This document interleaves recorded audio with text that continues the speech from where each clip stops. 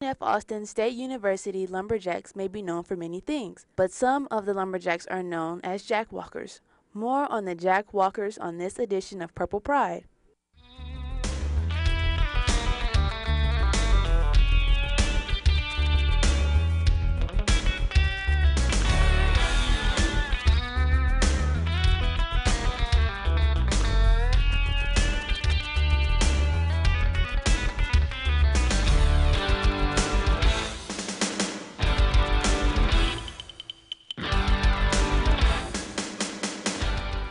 Hello, Nacogdoches and fellow lumberjacks. This is Julian Jones coming to you with another edition of Purple Pride.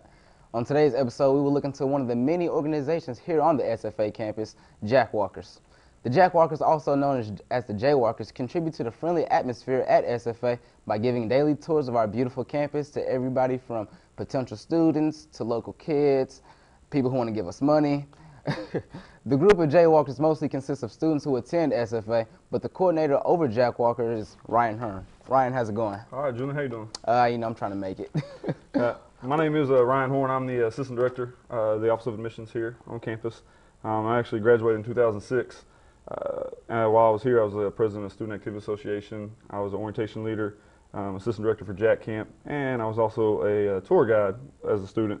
Now I have the privilege of working with the Office of Admissions and over the Jaywalkers. Oh, nice. So why did you come up with the idea to start Jaywalkers? When I got back to working here on campus, the tours, we still had the tour program, and there wasn't anything wrong with the tour program itself. There was a kind of a quote that we started, or that we took and adopted. The best time to fix a roof is when the sun's shining, so there wasn't necessarily anything wrong with it, but we didn't want to wait till there was a problem. And I noticed that a lot of our tours were very similar to other universities. Nothing really stood out about ours. Wasn't anything wrong, just didn't stand out. So I wanted to incorporate some of the things that I knew and that I was involved with when I was an undergrad here. And I wanted to bring that spirit and that pride back to campus. Was there anything specifically that you wanted to improve on? If you could just pinpoint it? Yeah, most definitely. A lot of times tours and tour guides, the name itself, just tour guides, just guiding somebody around, talking about buildings, talking about things that really prospective students don't really care about. They don't need to know, or they don't want to know exactly when this building was built and how many bricks was in the foundation, things like that. They want to know about the experiences here on campus that their person guiding them and leading them around is involved in and invested in. And so that was my biggest thing that I wanted to incorporate, was to make sure that my Jaywalkers told their stories and their experiences and gave a true lumberjack experience rather than just a boring building tour. Great. So was there anything specifically that you wanted to accomplish at SFA from the Jaywalkers? Yeah, I wanted to get the Jaywalkers in the groups to make sure that they promoted school spirit and pride first and foremost, but give a genuine tour. Not a there's a term out there called tour bots, where it doesn't matter who's giving the tour, it's going to be the same exact information at the same exact spot on campus. That's not what I was looking for. When a family comes and takes a tour of campus, I want them to be able to have a different experience and different tour every time they come, no matter who's walking them around, and really showcase what this beautiful campus has to offer. Great. So how many tours a day do you give? We typically give 3 tours a day. We have tours at 10 o'clock, at noon, and at 2 o'clock, Monday through Friday. So 3 tours a day, 5 days a week. And then we give tours on most Saturdays, depending on if it's a homecoming weekend or not and things like that. So about 15 tours a week. We do also have special tours where Board of Regent family members will come in or will showcase the campus in a different light for different groups. But typically 3 tours a day. Oh, is there a specific reason why you have those times allocated to tours? They've been set like that for a while. One of the main reasons here in Nacogdoches, we are about a 2.5 hour drive from most of the metropolitan areas, Dallas, Fort Worth area, the Houston area. So that gives families enough time if they want to be here in the morning. A lot of times they'll come in the night before, stay in Nacogdoches, which in turn helps the Nacogdoches community. Then they'll get up, they'll come and take a 10 o'clock tour, and that gives them enough time to give the tour, experience campus, and still get home in a safe amount of time without driving at night. And if they want to take a later tour, that way they leave early in the morning, gives them ample driving time to get here by a 2 o'clock afternoon tour. And then a lot of times they'll stay the night after a tour. Okay, that makes sense. What stops do the jaywalkers make when they're giving their tours? Right now we have about an hour and 15 minutes to an hour and a half tour, walking tour. We try to hit the main part of campus. As of right now, we stop in the Liberal Arts building to show a classroom. We stop in the Human Services Telecommunication building to show them a smaller classroom. We walk them down to Steen Resident Hall to show them a freshman resident hall room, which, if y'all out there will help me, if y'all know anybody in housing, we would love to show Lumberjack Landing. I'm still working on that. It's a new hall. We want to make sure we show them a room in that. We take them to the center of campus, show them Surf and Steve, the library. Then we take them over to the Campus Rec Center, and then back to the Student Center to showcase that area. And then that's where we'll wrap the tour up. Nice. Is there a set number of people that each group can have? Definitely. We like to keep our numbers and our tour groups relatively small. We want them to reflect the class size here on campus, and the selling point of SFA is your future personalized, your education personalized. We like to pride ourselves on the professors really getting to know their students and things of that nature. So we want our tours to reflect that. So in previous years before I took this program over, tours were up in the 30, 40 people on tour, and that really doesn't say a lot for the families on a tour when they're trying to enjoy campus, when they can't hear the tour guide, they can't hear the information that's going on. So when we started the Jaywalker program, that was one of the biggest changes, that we capped and put a limit on how many families come. So we like to keep it around 4 to 5 students, knowing that they're probably going to bring 2 or 3 parents. So about a 15 to 20 size group. Which is reflective of a smaller class size here on campus. Nice. Do people have to make an appointment, or do they just show up at the Russ building? Since this change, we have moved it more to a appointment based. Now here at SFA, friendly atmosphere. We're never going to turn anybody away. We love having people stop by. So that's another reason why we put a cap on it, because if we have 4 or 5 students sign up for a tour, we know that if a family member shows up that just walks in and they didn't sign up for a tour, we're never going to turn anybody away. So we still have room for them to hop on a tour and take them out. Okay. Well, being the coordinator, how often do you yourself give tours? Oh, no, Julian, it's just like this. You can't get rusty on anything. So I definitely have to get out there, out and about, walk around campus as many times as I can. Now in my old age, my knees are kind of bad, so I do rely on my jaywalkers quite a bit. But I love getting out and still giving tours. Once a jaywalker, always a jaywalker. Life changer extraordinaire, so that's what we do. Nice. Well, speaking of jaywalkers, what's an ideal qualities that a jaywalker has? The beauty of being a jaywalker is I don't have one type that I'm looking for. I have jaywalkers right now that are involved in every organization that you can think of. I have some jaywalkers that this is one of their first campus organizations that they've been a part of. Because you have to be able to reach a multitude of guests, families, and students. So if I just have one style of jaywalker, that's not going to relate to everybody on tour. So we have outgoing, enthusiastic people, and definitely have school spirit and pride, but not one focal point.